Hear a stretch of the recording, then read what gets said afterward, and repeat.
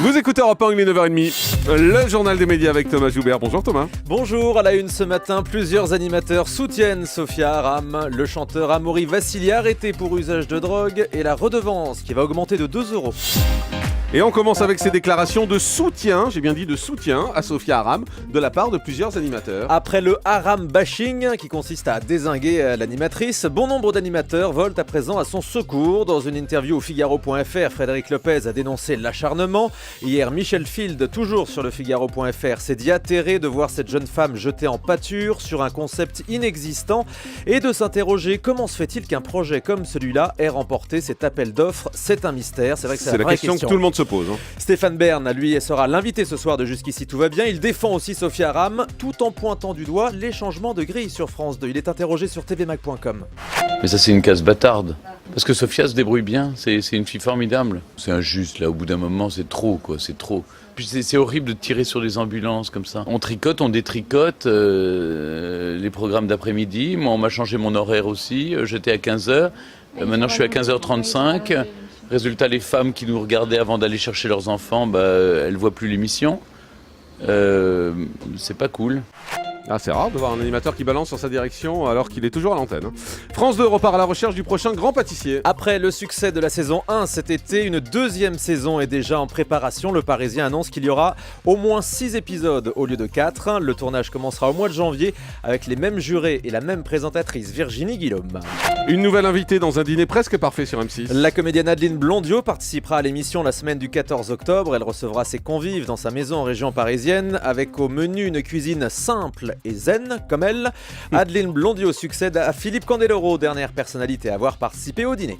C'est une information exclusive, le petit Willy Revelli va jouer dans une comédie musicale, mais il va pas chanter. Eh bien non, je vous rassure, il ne chantera pas. Willy pas rejoint le casting de 1789, Les Amants de la Bastille. Il incarnera un rôle parlé et forcément humoristique quand on le connaît. C'est le producteur de 1789, Dovatia, qui lui a fait cette proposition après l'avoir vu dans Fort Boyard cet été.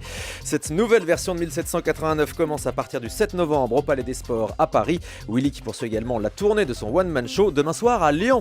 Et on l'embrasse Willy qu'on aime beaucoup. J-2 avant le lancement de Danse avec les stars. Samedi soir à 20h50, les 10 candidats feront leur entrée sur le parquet ciré. Encore un beau casting cette année avec par exemple Laurie Tillman, Titoff ou la chanteuse Tal, ou encore Laurent Ournac, le comédien de Camping Paradis, qui a conscience de ses faiblesses. Laurent Ournac au micro d'Europe 1. Aujourd'hui, je dirais que je suis pas vraiment un bon danseur.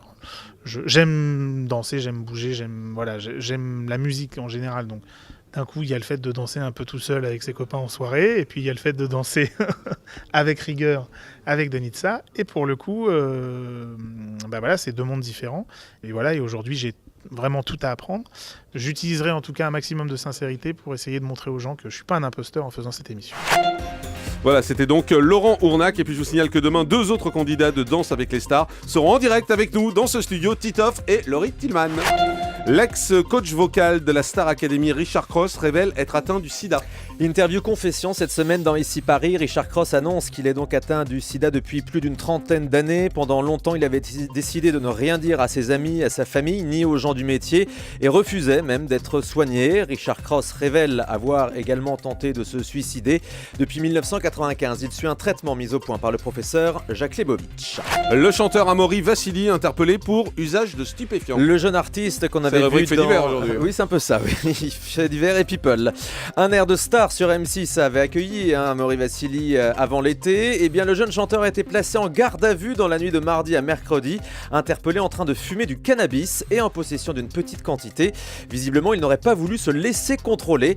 Amaury Vassili, qui est bien élevé, a tenu à s'excuser hier sur son compte Twitter. Surpris par l'ampleur d'un contrôle d'identité, il est vrai que je fumais une cigarette illicite, veuillez m'excuser. Et puis autre info surprenante, le monsieur météo de France 2, Philippe Verdier, s'est marié avec son compagnon. Un premier mariage gay dans le PAF. Philippe Verdier se confie au magazine Gala cette semaine. Il a épousé son compagnon Ludovic le 30 août dernier à la mairie du 14e arrondissement de Paris. On leur souhaite évidemment à tous les deux tous nos vœux de bonheur.